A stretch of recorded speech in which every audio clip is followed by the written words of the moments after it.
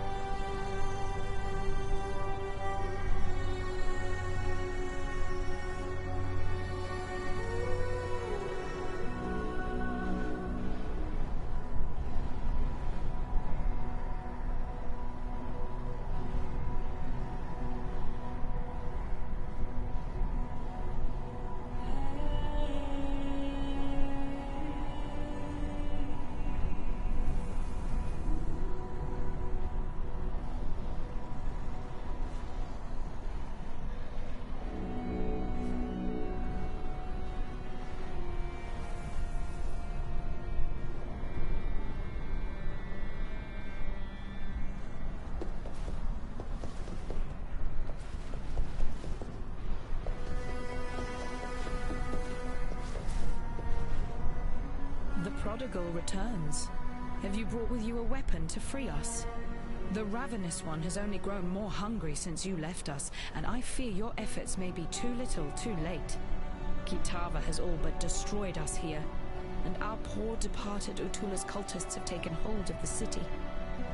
There's little ground left to tread that won't cause the grasping claws of Hinekora to reach out and wring our pretty little necks. I see your eyes, exile. You wonder why I am here instead of at the Overseer's Tower. I'll tell you the horrible truth. The tower has fallen to the infernal devices of Kitava. That witch, Violenta, is to blame. She lowered a secret ladder and led Kitava's cultists right to our very beds. Banon and I barely escaped with our lives. Together, we cut through the hordes, but it was no use. They had us surrounded. Banon created a distraction which allowed me to flee. When I last saw him, he was perched atop the rooftops, holding off our enemies, though how long he will last, I cannot say. If you are going that way, perhaps you can find him and return him to me. I have grown fond of that Templar. The fire of Namahu burns within his belly. It would not fare well for us in this war if that fire were lost.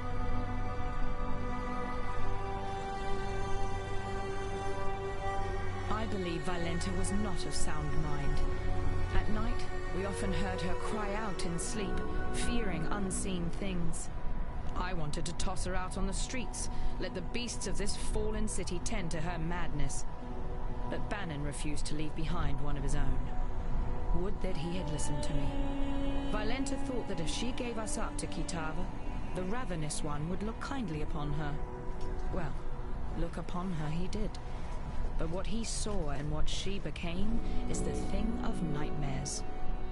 Her nightmares, perhaps.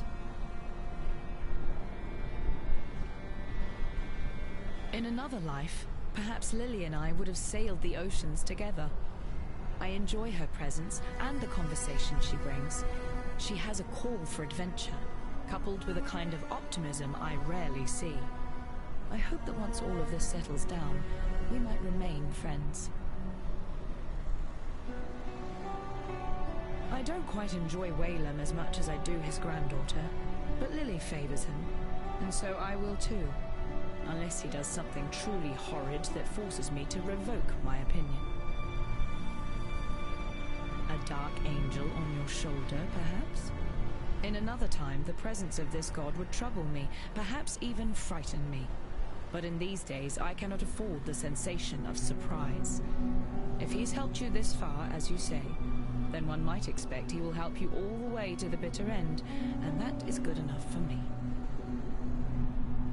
Kitava's appetite has grown bigger than even his devotees had expected. His hunger moves faster now than his followers can keep up. I suppose the canals were the perfect answer to their problem, really. They converted them into one giant feeding trough to bring food to his mouth at a speedier rate. Before their god rose from the depths, Utula and his cultists had direction. They wished to see Kitava free to stage his horrifying banquet. I was foolish enough to believe these theological mumblings as symbols for Karui freedom. Now that their prophecies have come to fruition, the cultists have lost their minds. It's hard enough to believe the end times of your chosen religion will ever happen, let alone to last longer than the final pages of your holy book. I see your eyes exit.